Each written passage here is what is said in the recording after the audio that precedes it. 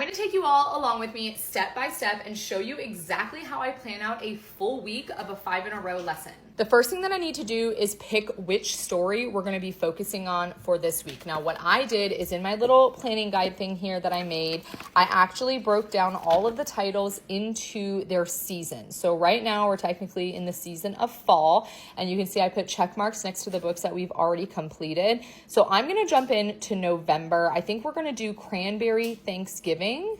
I like to keep all of my 5 in a row titles in one bin so I can just flip through here. Here it is, Cranberry Thanksgiving. Now, I like to take the time to sit down and actually read the story first to myself. So I'll just read this to myself and I'll get a feel for the book. I'll start seeing the things I want to teach from the book before I even open my teacher's guide. Now that I know what book we're doing, I'm going to go into my teacher's guide and I'm going to find the Cranberry Thanksgiving page. Now, there's a table of contents at the beginning that you'll see. It has all of the titles in order. You do not have to go in this order. That's why I like to break it down by season. So if we're looking at this, we're finding Cranberry Thanksgiving right there, page 118. Now, I like that in the teacher's guide, it gives you kind of a little history of the book. Everything else that you see in this teacher's guide, these are all activities that you can choose to do with your kids throughout the 5 days that you're reading the story. You can see this one has a lot. Now, I'm not going to start picking out my activities just yet. I'm going to go into my little teacher's guide here. Now, again, I created this. You could just use a blank piece of paper. You do not need to do all this.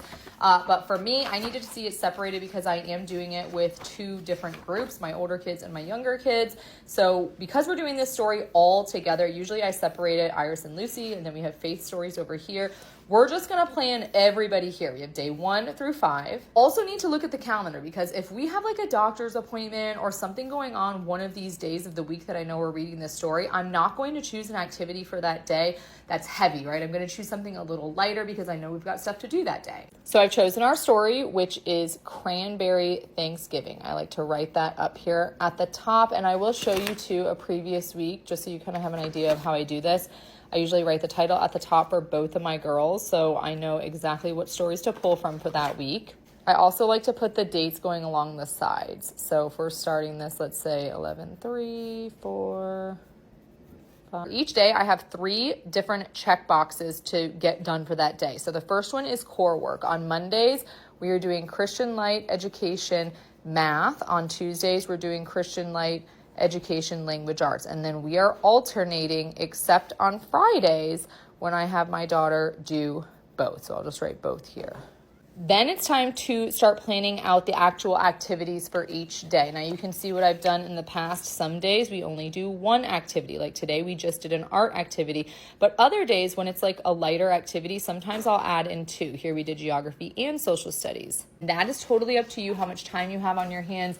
And this is where we're going to go into our teacher's guide and we're going to read through each of these activities. So social studies, here's the geography activity. We talk about that region. We go to the map, we map it out. I'm going to put a little star on this one because that's something short and sweet. We can add to something a little heavier. I'm going to go through and I'm going to read through all the activities. Some stories have worksheets in your teacher's guide to go along with them. I try to make sure we get those activities in because I just like that there's like an actual physical worksheet to go with it. So for this one, this is a language arts simile activity. And when I go and I look at all the different language arts activities, look how many there are. Here's the description for the simile. So yes, there's a worksheet to go along with it, but there's also the explanation here. So I'm going to star that one. Always make sure we include vocabulary. You saw in my girls' journals in my other video how I have them set up the vocabulary words. There are so many different activities you can do in here, but I really try to hit science as well. So you can see here, there is an activity on the seasons, and I particularly like this one because there's an actual worksheet to go along with it. Another science activity that appeals to me, this is the chemistry activity that I'm going to star, where we're talking about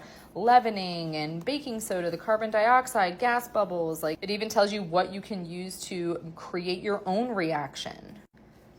Now, Fridays, I always like to do art projects, and you can see there's a lot of different things we could do for art. The one that I like is the kids are going to practice drawing silhouettes. So they're learning what a silhouette is, and then they're going to actually practice making silhouettes. So this will be our Friday art project. So after I go through and I star the activities that I know I want to do for the week, now it is time to basically just transfer them over into my weekly teacher's guide.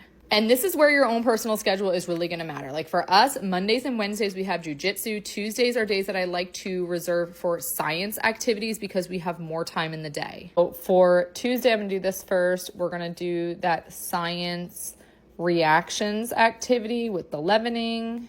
Then I'll have Thursday, our other big day, be the science seasons activity. And then I'm literally just going to go through and copy down the things that I wanted. So I know on day 1, I wanted that geography lesson. And I'm just jotting down little notes to remind myself.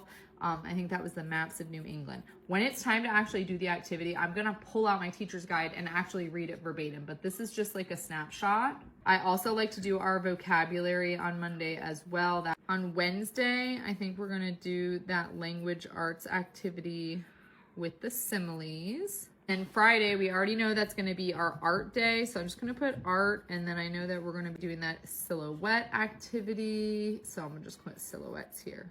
So looking at my week, I have every day filled in, but I had other activities in here that I wanted to do. You can see I started quite a few. So what I'm gonna do is see where I can squeeze in some of these activities, like this social studies relationships discussion. I'm thinking we could probably squeeze that in on this language arts day. So I've got everything mapped out. I know what we're doing for this week. I have this section over here, notes. This is where I put stuff that I need to gather from the grocery. So for this science activity, it does say that if we want to do the reactions, we are going to need fresh baking soda, and then they can either mix in buttermilk, yogurt, lemon juice, or vinegar. When I go to the grocery, I can grab some more if I need it. Probably have them do a lemon as well. Now, what's cool about this curriculum is that you can plan as far ahead as you want. I know that probably seemed like a lot, but I'm obviously making a video. I'm taking it step by step with you, but I can plan like 5 weeks ahead right now, just looking at the stories, looking at the activities that I want to do, and jotting them down. I know everybody's been asking about this planner. I'm going to put it up for sale somehow. I just got to figure it out.